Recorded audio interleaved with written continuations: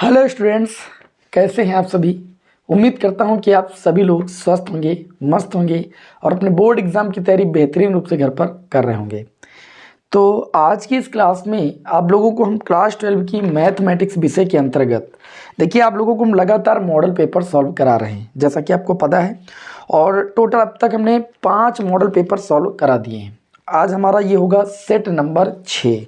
ठीक है, अब हम 5 मॉडल पेपर अगर हल करा करके सेट नंबर 6 को सॉल्व करा रहे हैं तो आप अंदाज़ा लगा सकते हैं कि सेट नंबर 6 में कितने सारे क्वेश्चन ऐसे मिलेंगे जो कि मैं आपको प्रीवियस क्वेश्चन पेपर में सॉल्व करा चुका हूँगा। ठीक है, तो जिन बच्चों ने लगातार भाई क्लासें की हैं उनको ये सेट और भी आसान लगने वाला है। तो इसीलिए कहते हैं ना कि जितना ज़्यादा प्रैक्टिस कर लेंगे बोर्ड एग्जाम में आने वाला क्वेश्चन पेपर उतना ही आसान लगेगा आपको। ठीक है, बाकी चलिए स्टार्टिंग करते हैं हम। ठीक है, और बाकी आपका वही पुराना काम है कि वीडियो को ज़्यादा से ज़्यादा दोस्तों में शेयर करें जिससे हमसे ज़्यादा से ज़्यादा विद्यार्थी जुड़ सके।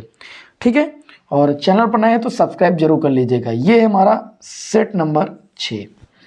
सेट नंबर 6 का देखिए सबसे पहले क्वेश्चन नंबर होते हैं आपके सभी को पता है बहुविकल्पी प्रश्न। जैसे पहला प्रश्न इसमें दिया है साइन इनवर्स e की पावर माइनस एक्स। पूछा जा रहा है कि इसका अवकल गुणांक होगा। देखिए जब इसका आप विथ रिस्पेक्ट टू एक्स अवकलन करेंगे तो e की पावर माइनस एक्स को तो मन में x ही मानेंगे ना। साइन x का अवकलन कितना होता है तो आप कहेंगे 1/√1 माइनस एक्स स्क्वायर होता है। x के स्थान पर e की पावर माइनस एक्स है, इसका स्क्वायर करेंगे।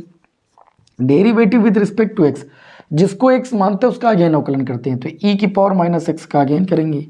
तो ये आपका e की पावर माइनस एक्स का अवकलन हो जाएगा माइनस e की पावर माइनस एक्स, और ये हो जाएगा √1 माइनस e की पावर माइनस का 2x स्क्वायर करने पर।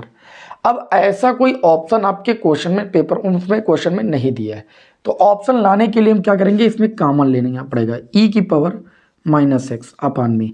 इसमें से जब e की पावर माइनस 2x कॉमन लेंगे तो √e की पावर देखिए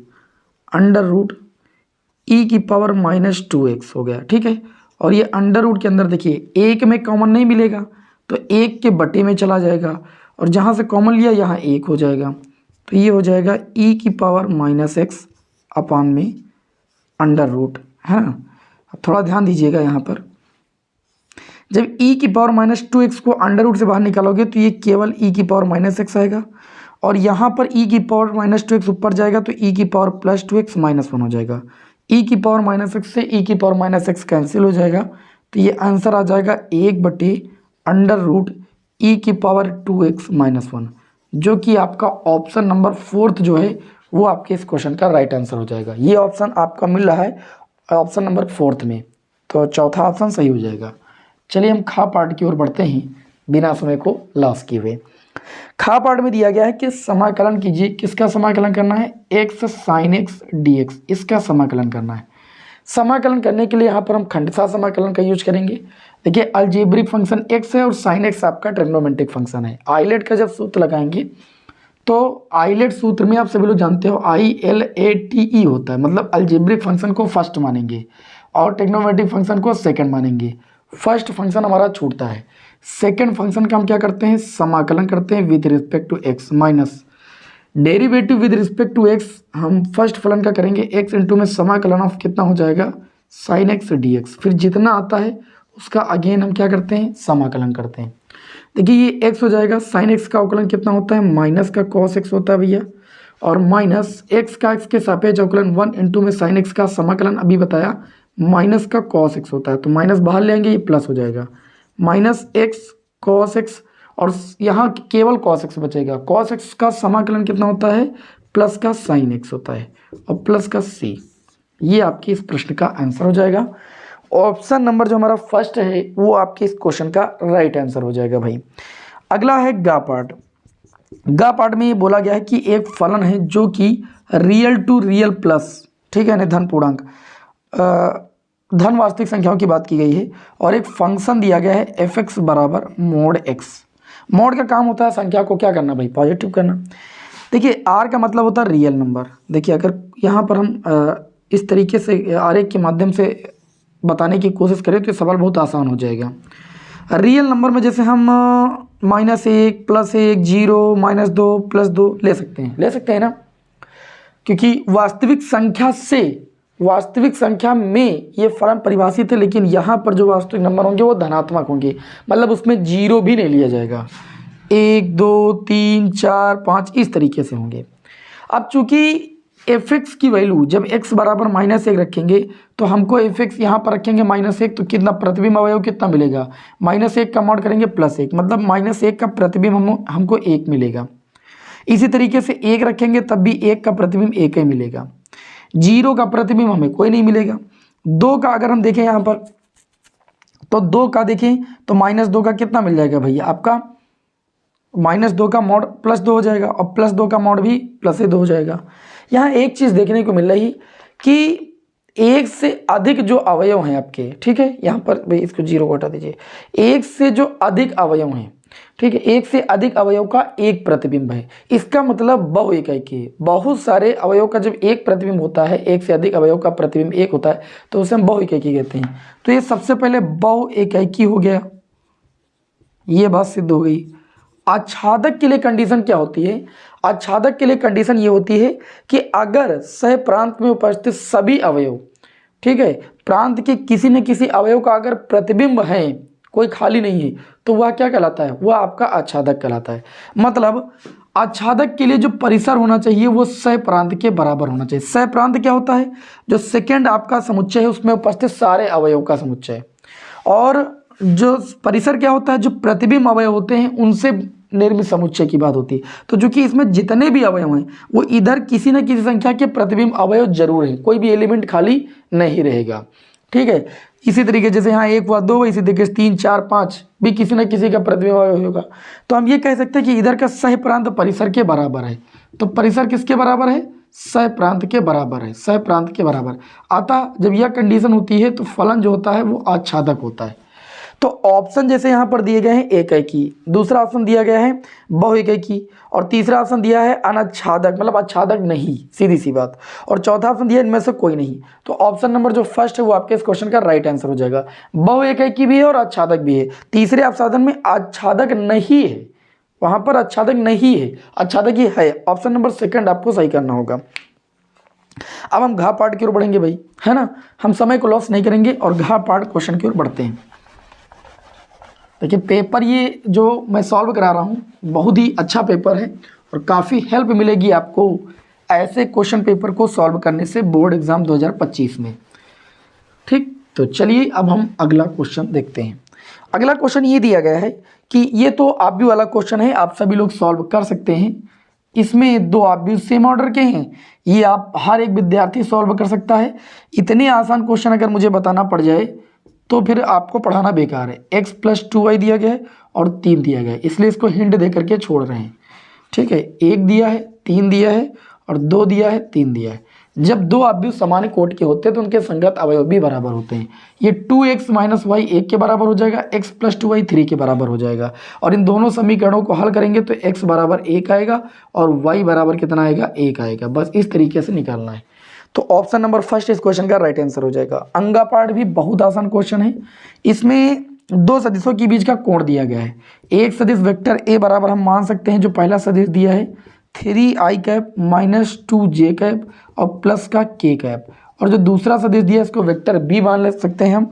वेक्टर b बराबर दिया है 2i कैप + j कैप और प्लस आपको दिया गया है 3k कैप।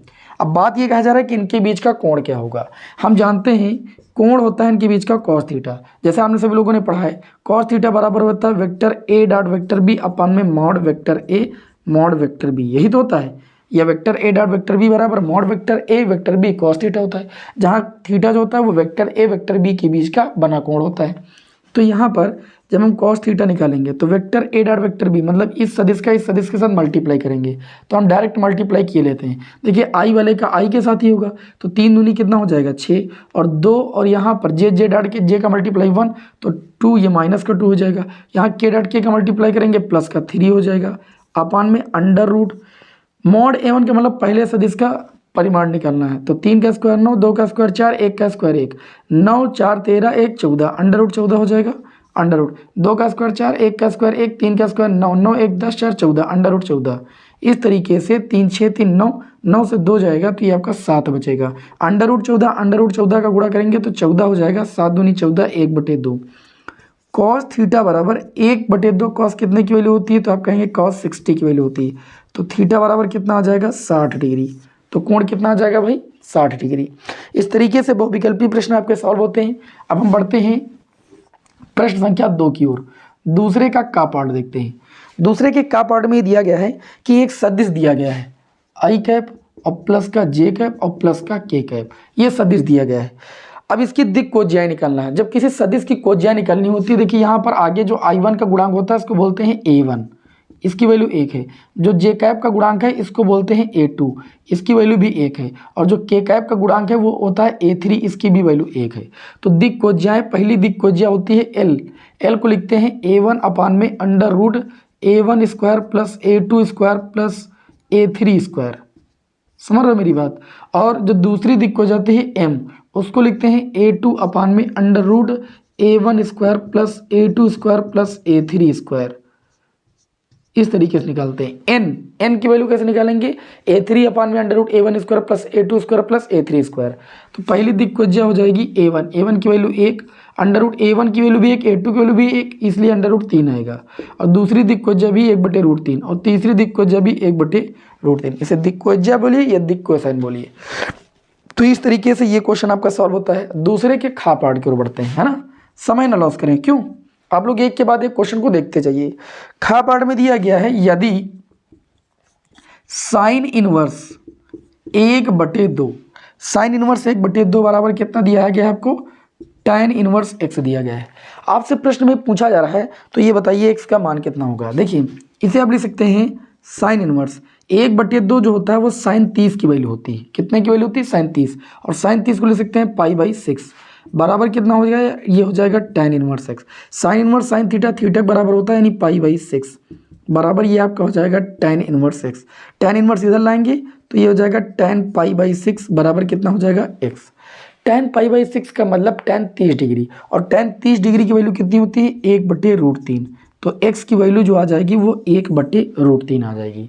तो इस तरीके से ये दूसरे का जो पार्ट था ये भी आपका सॉल्व होता है। अब चलिए स्क्रीनशॉट लेना ले लीजिए, फिर हम बढ़ते हैं अगले क्वेश्चन की ओर। इसे भाई रफ कर देते हैं। ओके, सभी विद्यार्थी, जो भी विद्यार्थी क्लास से जुड़ रहे हैं उन सभी से मेरी एक ही रिक्वेस्ट है कि वीडियो को ज़्यादा से ज़्यादा दोस्तों में शेयर करें, क्योंकि आप सभी लोगों के लिए यहाँ पर बहुत ज़्यादा मेहनत की जा रही है। देखा जाए तो आप लोगों के लगभग सारे पेपर प्रीवियस ईयर के मैंने सॉल्व करा दिए हैं। ठीक है, जो भी 7 सेट थे, ये 6वां चल ही रहा है, बस ये एक ही 2 दिन में सब खत्म होने वाला है। आगे बढ़ते हैं। अब अगला जो क्वेश्चन है वो आपका है गा पार्ट। कौन सा पार्ट है भाई, दूसरे का गा पार्ट। इसमें ये दिया गया है कि 2 इंटू में प्रोबेबिलिटी ऑफ ए बराबर कितना दिया गया है, प्रोबेबिलिटी ऑफ बी बराबर कितना आपको दिया गया है, 5/13। ओके, आपसे प्रोबेबिलिटी ए अपान बी की वैल्यू भी दी गई है, probability of A upon B 2/5। प्रश्न में ये पूछा गया है कि probability of A intersection B की वैल्यू कितनी होगी। तो सूत्र लगाएंगे आप, probability of A upon B बराबर probability of A intersection B upon में प्रोबेबिलिटी ऑफ बी। ओके, अब अगर हम बात करें यहाँ पर तो जो probability of A upon B की वैल्यू दी गई है वो कितनी दी गई है, 2/5। अगर probability of A intersection B की वैल्यू निकालनी है तो उसको वैसे रहने देंगे। प्रोबेबिलिटी ऑफ बी की वैल्यू है 5/13। समझ में, 5 से ये 5 कैंसिल हो जाएगा और ये आ जाएगा 2/13 बराबर probability of A intersection B, क्योंकि ये 13 ऊपर जाएगा फिर ये बटे में आ जाएगा। तो इस तरीके से ये गा पार्ट भी सॉल्व हुआ और घा पार्ट की ओर बढ़ते हैं। घा पार्ट में ये दिया गया है कि dy/dx है ना, dy/dx बराबर 1 + x अपान में दिया गया है 1 - y। y वाले एक तरफ कर लेते हैं, x वाले एक तरफ कर लेंगे, तो ये हो जाएगा 1 - y और dy, और इधर हो जाएगा 1 + x और इंटू में dx, और दोनों पक्षों का हम कर देंगे भाई समाकलन। जब समाकलन कर देंगे तो ये 1 dy का समाकलन y हो जाएगा और y का हो जाएगा y²/2।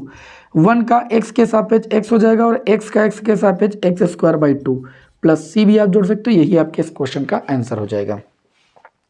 चलिए अगले क्वेश्चन की ओर बढ़ते हैं। अगला क्वेश्चन ये दिया गया है कि एक वक्र है। हालांकि देखिए जो प्रवणता वाले क्वेश्चन है, स्पर्शरेखाएं और अभिलंब, ये आपके चैप्टर से हट गया है, लेकिन अभी कौन सा सेट है इसमें क्वेश्चन आपको दिया गया है, तो अब इसे हम करा दे रहे हैं, बाकी आउट ऑफ सिलेबस है। y बराबर आपको दिया गया है 2x², इसको सॉल्व करने का कोई मतलब नहीं है, इंटू में 3 cos x का x बराबर 0 पर प्रवणता निकालना है। प्रवणता को बोलते हैं dy/dx, मतलब किसी समीकरण का एक बार अवकलन कर दीजिए, जैसे यहाँ पर y है और ये समीकरण x के पदों में है, तो यहाँ पर dy/dx निकाल लीजिए। देखिए 2x² का अवकलन आ जाएगा 4x, x² का 2x होता है, 2 2 जा 4, -3 cos x का अवकलन कितना होता है, माइनस का sin x, ये प्लस sin x हो जाएगा। अब जो तुम्हें प्रवणता निकालनी है, यानी जो dy/dx का मान निकालना है, वो x बराबर 0 पर निकालना है। तो 4 गुणे 0 और ये 3 sin 0 की वैल्यू भी 0 होती है, तो प्रवणता जो आ जाएगी वो आपकी 0 आ जाएगी, और ये आपके इस क्वेश्चन का राइट आंसर हो जाएगा। कोई समस्या? कोई समस्या नहीं। तो इस तरीके से जो आपका क्वेश्चन नंबर 2 था, इसके सारे पार्ट सॉल्व होते हैं। अब हम बढ़ेंगे क्वेश्चन नंबर 3 के भाई का पार्ट की, और बिना समय को लॉस किए हुए। क्वेश्चन नंबर 3 का पार्ट दिया है x की पावर y बराबर e की पावर x माइनस वाई। तो ये प्रश्न में बोल रहे हैं, तो आप सिद्ध कीजिए dy/dx बराबर log e बेस x अपान में दिया गया है 1 plus log e base x का होल स्क्वायर। ये चीज़ इस प्रश्न में सिद्ध करनी है, और ये बहुत हल्के में मत लीजिएगा। ये क्वेश्चन इसमें 2 नंबर का पूछ लिया गया, एग्जाम में 5 नंबर में भी पूछा जाता है।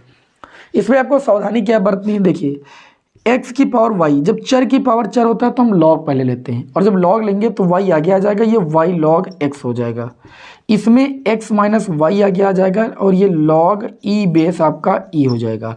log e बेस e की वैल्यू 1 होती है, तो ये हो जाएगा y, और यहाँ पर फर्स्ट इंटू सेकेंड लगा देंगे तो y छूटेगा, log x का अवकलन 1/x, प्लस लगाएंगे log x छूटेगा, y का अवकलन हो जाएगा dy/dx बराबर, जब x का अवकलन करेंगे तो 1 हो जाएगा, और y का अवकलन y के सापेक्ष dy कितना होता है dx, log e की वैल्यू कितनी हो गई 1, उसको छोड़ देते हैं। अब हम dy/dx वाले पास कर लेंगे, ठीक है। चलिए भाई, तो ये आपका हो जाएगा 1/x, या इसको ऐसे भी लिख सकते हैं log x अपान में x, log x, और ये सॉरी गलती हो गई, log x ही है केवल, और इनटू में dy/dx है, ठीक। इसको इधर ले आएंगे तो ये प्लस का dy/dx हो जाएगा। उधर राइट हैंड साइड में आपका 1 बचा है, और ये उधर चला जाएगा 1 माइनस वाई अपान में x। बात पल्ले पड़ी। अब ऊपर ले लीजिए आप dy/dx कॉमन, तो ये आपका हो जाएगा log e base x plus 1, e base में e ही है, ठीक है, और बराबर आपका बचा 1 माइनस वाई अपान एक्स। अब y अपान एक्स की वैल्यू आपको निकालनी पड़ेगी। कहाँ से निकालनी पड़ेगी? यहीं से निकाल लीजिए, यहीं से, इस समीकरण से। यहाँ पर चूंकि लिखिएगा, अभी आपको बताया y log e base x बराबर, log e बेस की वैल्यू 1 रखेंगे तो ये x माइनस वाई हो जाएगा, ठीक है। अगर हम यहाँ से चाहें, यहाँ से अगर हम चाहें y इधर भेज दें और y कॉमन ले लें, तो ये log e base x minus 1, ये y इधर आएगा तो प्लस 1 हो जाएगा, y कॉमन लेंगे बराबर x, तो y अपान x की वैल्यू आ जाएगी 1 अपान log e base x plus 1। इतनी आएगी कि नहीं? ये वैल्यू यहाँ पर रखने पर y बटे x का मान क्या कर देंगे भाई? रख देंगे। y बटे x का जब मान रख देंगे तो ये आपका हो जाएगा dy/dx, और ये हो जाएगा log e base x plus 1 बराबर 1 माइनस y अपान एक्स की वैल्यू कितनी है? 1 अपान log e बेस x और प्लस का 1। चलिए, दिखाई नहीं पड़ रहा है ना? चलो हम दिखाने का जुगाड़ करते हैं। अब दिखाई पड़ रहा है ना? थोड़ा सा हम स्याही डाल लेते हैं, ओके। अब बताओ पहले इतनी बात समझ में आपको आई कि नहीं आई? अवकलन का क्वेश्चन है, अवकलन से भी आसान कुछ है आपकी गणित में? ये बताइए, अवकलन से आसान तो कुछ है नहीं, ओके। आज देखिए हम जो है आराम नहीं कर रहे हैं, लगातार क्वेश्चन पर क्वेश्चन लिए जा रहे हैं। कारण क्योंकि अब 5 पेपर आपके सॉल्व हो चुके हैं, प्रैक्टिस आपकी भी बन चुकी है, मेरी तो बनी है ये, ठीक है। चलिए इसको यहाँ पर थोड़ा सा रफ करते हैं भाई। अरे यार, जो प्रूफ करना था उसे हमने रफ कर दिया है। देखिए ये आपका हो जाएगा dy बाई डी एक्स, है ना, और ब्रैकेट में log e base x plus one equal to, इसका मल्टीप्लाई इधर 1 से करेंगे तो ये हो जाएगा 1 plus log e base x minus one upon में log e base x plus one. अब देखिए ये d बाई डी एक्स जब निकाला जाएगा तो plus one minus one cancel, ऊपर बचेगा log e बेस x, और ये चीज़ गुणे वाली बटे में आएगी तो सेम चीज़ का जब मल्टीप्लाई होगा तो ये log e base x plus one का होल स्क्वायर हो जाएगा। भैया प्रश्न में आपको यही चीज़ क्या करनी थी, प्रूफ करनी थी, थोड़ा सावधानी यहाँ पर आपको बरतनी थी बस, ठीक है। बस हमने क्या कहा था, ये सवाल 5 नंबर में भी आता है। चलिए फिर अगले क्वेश्चन की ओर बढ़ते हैं। अगला जो हमारा क्वेश्चन है वो आपका है अवकल समीकरण से रिलेटेड, तीसरे का भाई खा पार्ट की ओर, है ना। तीसरे का खा पार्ट दिया गया है सेक स्क्वायर एक्स, इंटू में आपको दिया गया है tan y, और इंटू में दिया गया है dx, ओके। अब प्लस दिया गया है सेक स्क्वायर y इंटू में tan x, और ये दिया गया है dy इक्वल टू कितना दिया गया है 0। इसमें हम करेंगे क्या, इधर उधर पहले भेजेंगे, इसको ले सकते हैं सेक स्क्वायर x और ये हो जाएगा tan y और dx, इसको उधर ले जाएंगे तो माइनस का सेक स्क्वायर y इंटू में tan x और ये हो जाएगा dy, ओके। अब हम इसमें क्या करेंगे, देखो ज़्यादा कुछ इसमें करने की ज़रूरत नहीं है, आप एक काम कीजिएगा, x वाले एक तरफ कर लीजिए, y वाले एक तरफ, तो ये हो जाएगा सेक स्क्वायर x अपान में tan x और ये हो जाएगा dx, इधर माइनस का सेक स्क्वायर y अपान में tan y और ये हो जाएगा dy, ठीक है। अच्छा अगर यहाँ पर tan x बराबर t मान लें, सेक स्क्वायर x dx बराबर dt हो जाएगा, दोनों पक्षों का कर दो समाकलन, तो जब tan x को t मानेंगे तो ये हो जाएगा 1 अपान टी, मतलब ये आपका आ जाएगा, और सेक स्क्वायर डी एक्स के अर्थ पर dt, माने मन में मान रहे हैं आप यहाँ पर लिख लीजिएगा, माना tan x बराबर t वगैरह सब फला फला मिल लिख लीजिएगा, तो 1 अपान टी का समाकलन हो जाएगा log t, कितना हो जाएगा भाई log t, मतलब log ये tan x आएगा भैया, और इसी तरीके से माइनस का इधर log tan y आएगा, और प्लस log c आप जोड़ दीजिए, इसको इधर ले आइए log tan x और प्लस ये हो जाएगा log tan y बराबर ये आपका हो जाएगा log c। इतनी बात समझ में आई कि नहीं, बिल्कुल समझ में आई होगी, इसको रफ कर देते हैं। अब ये आपका कितना हो जाएगा, देखिए log m plus log n की प्रॉपर्टी होती है log m into n, m के स्थान पर है आपका tan x और n के स्थान पर है आपका tan y, उधर है आपका log c, log से log दोनों पक्षों में हट जाएगा, तो आंसर आ जाएगा tan x tan y equal to में c, और ये आपके इस प्रश्न का आंसर हो जाएगा। बिना समय को लॉस किए हुए हम बढ़ते हैं भाई गा पार्ट की ओर। गा पार्ट में जो क्वेश्चन दिया है ये हालांकि पहले बहुत आता था, लेकिन अब काफ़ी दिनों से नहीं आता और ये आउट ऑफ सिलेबस भी है, तो अब हम ऐसा नहीं करेंगे कि इसे बताएंगे नहीं, आज हमारा पढ़ाने का कुछ ज़्यादा ही मन है, तो हम एक तरफ से सारे क्वेश्चन सॉल्व करा रहे हैं, बराबर 0 दिखाना है। ये सवाल पहले बहुत पॉपुलर था, इसमें देखिए एक प्रॉपर्टी लगती है 1 प्लस ओमेगा स्क्वायर बराबर 0 होता है, एक प्रॉपर्टी ये लगती है, दूसरी यहाँ पर ओमेगा क्यूब बराबर 1 होता है। देखो ऊपर बोला गया है कि इकाई का घनमूल है, ओमेगा क्या है आपका, जहाँ ओमेगा इकाई का घनमूल है, मतलब ओमेगा का घनमूल बराबर 1 होता है। तो इसमें हम करते क्या हैं, इसमें सिंपल है, जैसे हम यहाँ पर कॉलम 1 की वैल्यू निकाल लें, column 1 plus column 2 plus column 3 को जोड़ करके, तो कॉलम 1 में हो जाएगा 1 प्लस ओमेगा स्क्वायर, इसमें भी आपका हो जाएगा 1 प्लस ओमेगा स्क्वायर, इसमें भी जो हो जाएगा 1 प्लस ओमेगा स्क्वायर, बाकी कॉलम में वैसे ही रहेगा ओमेगा स्क्वायर 1, है ना, ओमेगा स्क्वायर 1 ओमेगा। बात को समझ में आ रही कि नहीं आ रही, दिखाई नहीं पड़ा होगा तो दिखाने पढ़ने का जुगाड़ हम देंगे नहीं। मतलब ने क्या किया कि कॉलम 1 की वैल्यू निकाली, कॉलम 2 कॉलम 3 को आपस में जोड़ करके, तो ये इक्वेशन बन गई, और इसका मान अभी बताया कितना होता है 0। अब ये जो सारणिक आपका बनने वाला है ये कुछ ऐसा बनेगा 0 0 0, है ना, और ओमेगा स्क्वायर और 1 ओमेगा स्क्वायर 1 ओमेगा। अब जब इस सारणी की प्रॉपर्टी होती है, वैसे तो अब हट गया है सिलेबस से, सारणी की ये प्रॉपर्टी होती है यदि किसी सारणी के किसी पंक्ति या स्तंभ के सभी अवयव शून्य होते हैं तो उस सारणी का मान कितना होता है, शून्य होता है। ये चीज़ आपको सिद्ध करनी थी, तो मैंने सोचा चलो बता देते हैं। अब अगला जो क्वेश्चन है घा पाठ, वो प्रायिकता का क्वेश्चन है, इसको देख लेते हैं। इधर रब कर दूं, चलिए भाई अगला क्वेश्चन देखते हैं।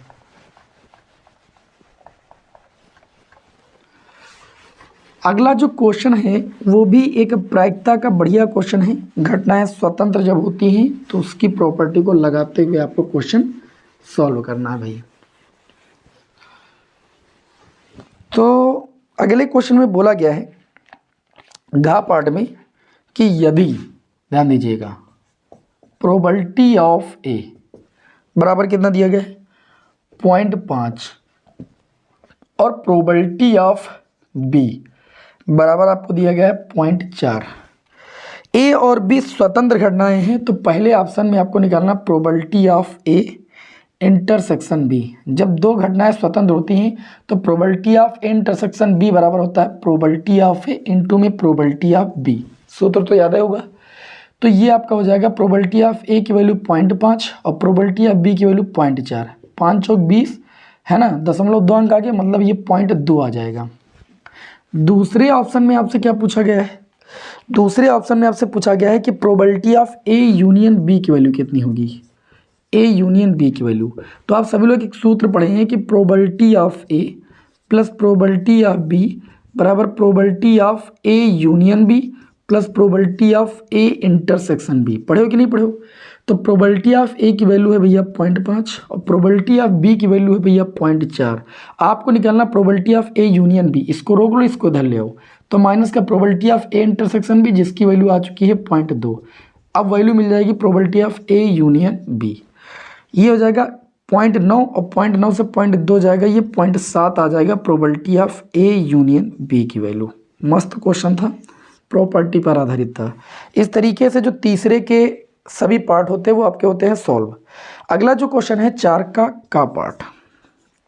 भैया जो 4 का पार्ट आपका क्वेश्चन दिया गया है ये भी स्पर्श रेखा और अभिलंब वाले चैप्टर से है और ये सिलेबस में है नहीं, लेकिन क्या करोगे यार सॉल्व करके, फिर हम सोचते हैं लाओ सॉल्व करा दें। ए स्क्वायर बराबर होता है एक्स क्यूब के आपको बिंदु, किस बिंदु पर, ए एम स्क्वायर और ए एम क्यूब पर प्रवणता निकालनी है। सेम प्रोसेस अभी ऊपर जो बताया था, इसका अवकलन कर लो। जब अवकलन करोगे तो ए हो जाएगा और ये हो जाएगा 2y डी वाई बाई कितना dx बराबर 3x स्क्वायर हो जाएगा इसका अवकलन। तो जब डी बाई डी एक्स की वैल्यू यहाँ से निकालेंगे तो ये हो जाएगा 3x स्क्वायर बटे में कितना भाई 2ay। अब इसमें इस पॉइंट पर निकालना है तो x के स्थान पर इतना, y के स्थान पर इतना, तो रख दो 2 इंटू एक्स के स्थान पर रखना है ए एम स्क्वायर और यहाँ है एक्स स्क्वायर, स्क्वायर कर दो 2a, y के स्थान पर रखना है ए एम क्यूब। देखिए ये 2 से 2 कैंसिल हो जाएगा, ऊपर स्क्वायर करोगे ए स्क्वायर एम की पावर 4 और नीचे ए का गुणा ए स्क्वायर एम की पावर 3, ए स्क्वायर एम क्यूब। ये आंसर केवल एम आ जाएगा और नीचे कुछ और बचेगा, नीचे कुछ और बचेगा यार, बचे ना तो चाहिए क्योंकि ऊपर 3 है ना, हमने 2 लिख दिया था यहाँ पर, ये गलती की, यहाँ 3 रहने दो, 2 को काटना ही नहीं, ठीक है, 2 को काटना ही नहीं है, देख लीजिए भाई कहीं गलत ना होने पाए। तो ये आंसर आएगा 3/2m, ठीक, मतलब एक बार अवकलन करके, जब एक बार अवकलन करके डी बाई डी एक्स निकालोगे ऊपर प्रवणता हो जाएगी, उस प्रवणता का मान जिस पॉइंट पर निकालना उसमें x बराबर y बराबर रख दो, उस पॉइंट पर उस प्रवणता का मान आ जाएगा, ठीक। हालांकि ये सिलेबस में नहीं है। दूसरा क्वेश्चन है खा, दिखाइए कि बिंदु, एक बिंदु दिया गया है a 2, 3, 4 और एक बिंदु दिया गया है b -1, -2, 1 और एक बिंदु दिया गया है c 5, 8, 7। ये 3 बिंदु दिए गए हैं और कह रहे हैं सिद्ध करो कि संरेख है। संरेख होने का प्रतिबंध सबसे बढ़िया है ए बी के आप निकाल लो द्विघानुपात, ठीक, और द्विघानुपात आते कैसे हैं, और निकाल लो बी सी के द्विघानुपात, ठीक है। और अगर ये द्विघानुपात आपस में समानुपाती हैं, आपस में समान अनुपात रखते हैं, ठीक है, और कोई एक उभयनिष्ठ बिंदु है, जैसे ए बी और बी सी में बी उभयनिष्ठ बिंदु है और दोनों के द्विक अनुपात आपस में समानुपाती हैं, तो ये तीनों बिंदु आपस में संरेख होते हैं, ये होता है प्रतिबंध। तो जब ए बी के द्विक अनुपात निकालेंगे तो x2 माइनस x1 -1 -2 कामा y2 माइनस y1 -2 -3 कामा x3 माइनस y3, मतलब ये आपका हो जाएगा जो भी हो, मतलब 3 से ये घटाना 1 -4, तो इस तरीके से ये आ जाएगा -3। देखिए भाई कुछ गड़बड़ हुआ, पॉइंट जरा एक बार मिला लीजिए, 2 3 -1, ठीक, ओके ओके -1 ओके ठीक, -1 से 2 को घटाएंगे -3 हो जाएगा, अब -2 3 -5 हो जाएगा और ये माइनस का 3 हो जाएगा। इसी तरीके से बी सी की निकालेंगे तो 5 से 1 को घटाएंगे तो 5 + 1 हो जाएगा, 8 से 2 को घटाएंगे तो 8 + 2 हो जाएगा, 7 से 1 को घटा देंगे भैया ये घट जाएगा क्योंकि प्लस का है, तो ये आ जाएगा 6 और ये आ जाएगा 10 और ये आ जाएगा 6। अब जब इनका रेशियो निकालोगे तो बराबर ही आएगा, 3 × 3 3 दूनी 6, मतलब ये आपका आएगा -1/2, 5 × 5 5 दूनी 10 -1/2, 3 × 3 3 दूनी 6 -1/2, तो ये आपस में क्या है समानुपाती, चूंकि ए बी व बी सी के द्विक अनुपात क्या है समानुपाती हैं, द्विक अनुपात समानुपाती हैं, द्विक अनुपात ये समानुपाती हैं, ठीक है, तथा जो B है वो उभयनिष्ठ भी है, दोनों में B बिंदु क्या है उभयनिष्ठ है, अतः A B व C क्या है संरेख हैं। बस इतना सिद्ध करना था, कितना सिंपल क्वेश्चन है। आगे जो अगला क्वेश्चन दिया है ये समाकलन का क्वेश्चन है। चलिए इस क्वेश्चन को आप सभी लोगों को अच्छे तरीके से हम करा देते हैं। समाकलन का एक सूत्र होता है √x² + a², उसी सूत्र का यहाँ पर यूज करेंगे। ओके, इसको रब करना पड़ेगा, हम रब कर देते हैं भाई। समाकलन का सूत्र अगर आप जानते होंगे √x² + a² का तो आप कर ले जाएंगे, कोई दिक्कत नहीं होने वाली। और अगर सूत्र नहीं जानते होंगे तब आपको दिक्कत हो सकती है भाई। ओके,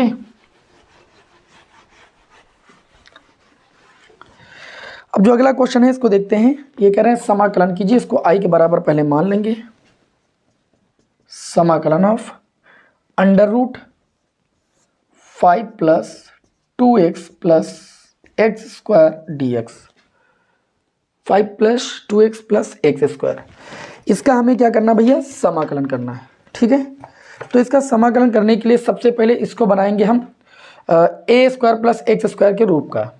इसके लिए क्या करते हैं, इसको ऐसे भी लिख सकते हैं i बराबर √x² + 2x + 5 × में dx।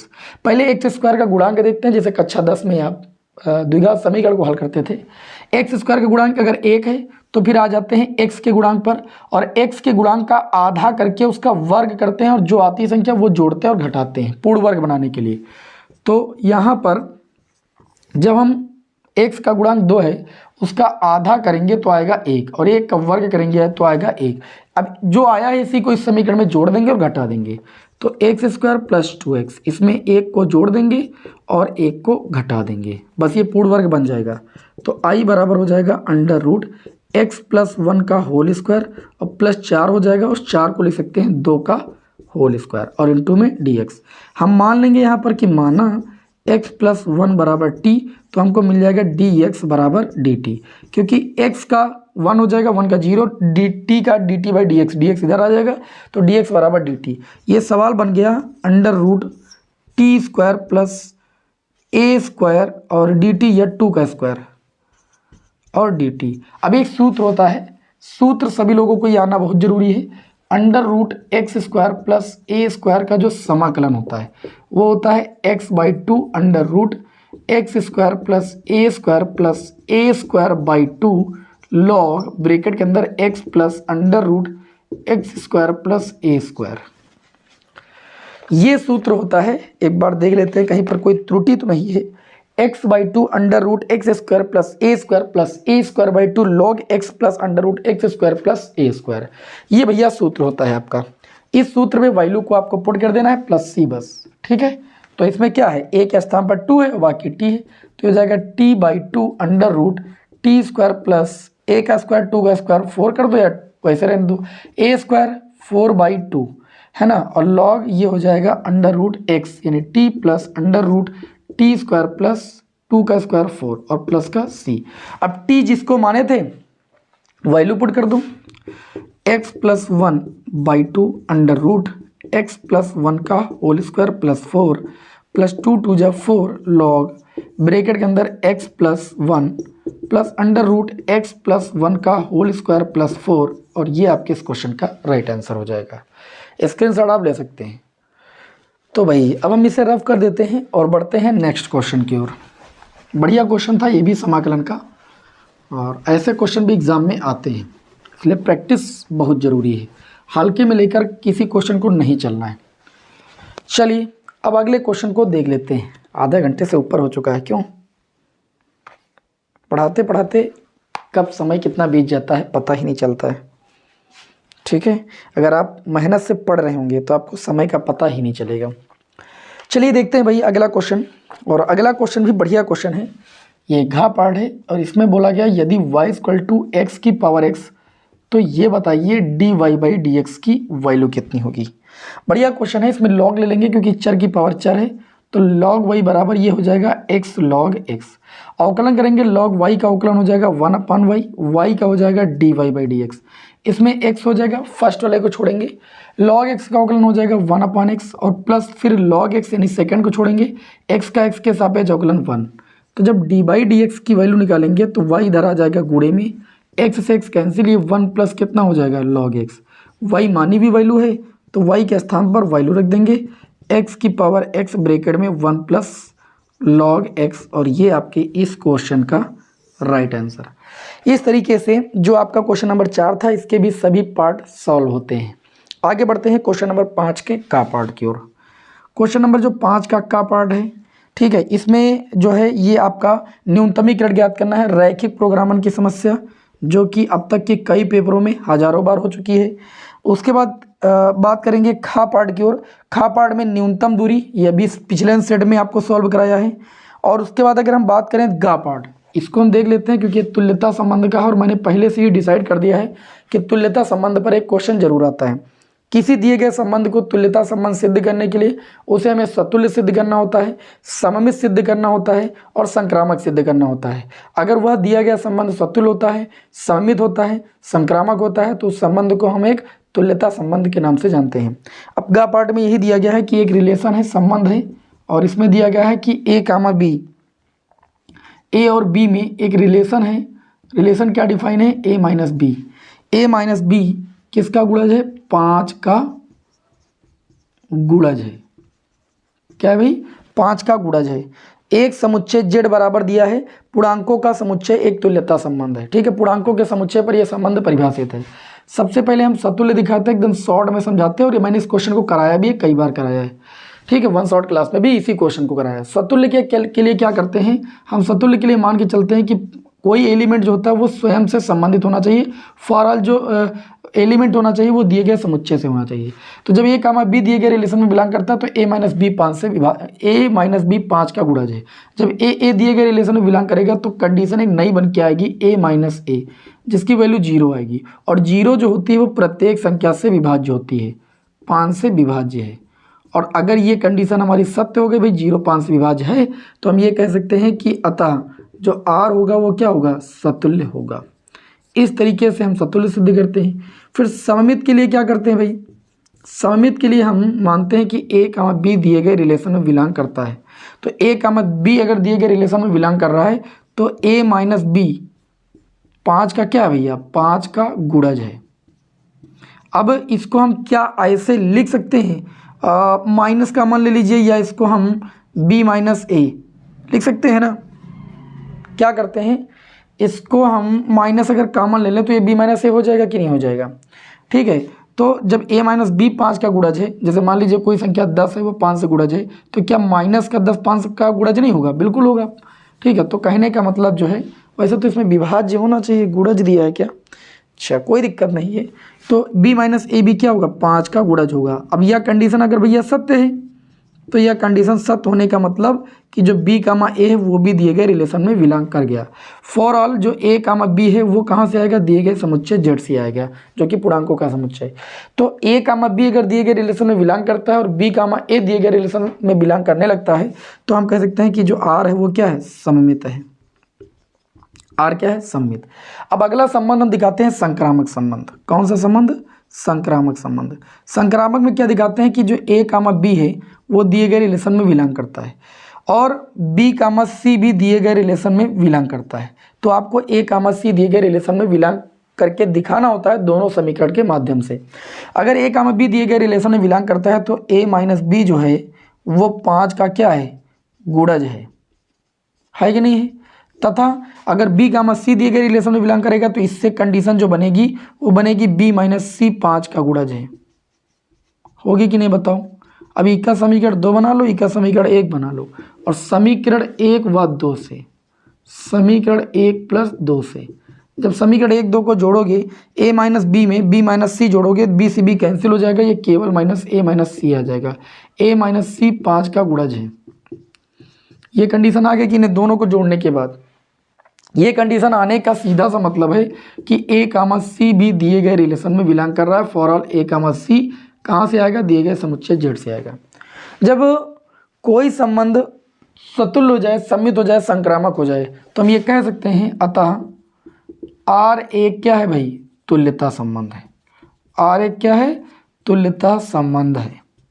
वन शॉर्ट क्लास देख लो जो पड़ी हुई है संबंध एवं फलन की, सारा टेंशन आपका खत्म हो जाएगा। तो R क्या है, एक तुल्यता संबंध है। बताइए कोई दिक्कत। अब चलिए अगले क्वेश्चन की ओर बढ़ते हैं। जो अगला क्वेश्चन है घा पार्ट, पिछले सेट में भी सॉल्व कराए हैं और अब तक जो मैंने 5 पेपर सॉल्व कराए हैं उसमें ये क्वेश्चन मैं 2 बार सॉल्व करा चुका हूँ। ठीक है, अवकलन का है, बहुत ही इंपॉर्टेंट क्वेश्चन है। दोनों पर इधर क्या करेंगे, एक पार्ट को उधर भेज करके वर्ग करके एक्स वाले एक तरफ कर लेंगे, फिर अवकलन कर देंगे। और जो अंगा पार्ट है ये तो मैं पिछले भी सेट में आपको बता चुका हूँ कि आउट ऑफ सिलेबस है, सारणी के अनुप्रयोग पर आधारित क्वेश्चन है और सारणी के अनुप्रयोग आपके सिलेबस से भाई हट गए हैं। तो चलिए भाई अब जो आगे की क्वेश्चन है वो कल की क्लास में आपको हम सॉल्व कराएंगे। नहीं, कल की क्लास में सॉल्व कराने के लिए कुछ बचेगा नहीं। तो ये जो सेट नंबर 6 था शायद, हाँ सेट नंबर जो 6 था इसका आधा पेपर मैंने इस क्लास में सॉल्व करा दिया। आधा पेपर जो बचा है वो नेक्स्ट क्लास में आपको सॉल्व करा देंगे। बाकी आप सभी लोगों को बेस्ट ऑफ लक, शुभकामनाएं। जय हिंद, वंदे मातरम।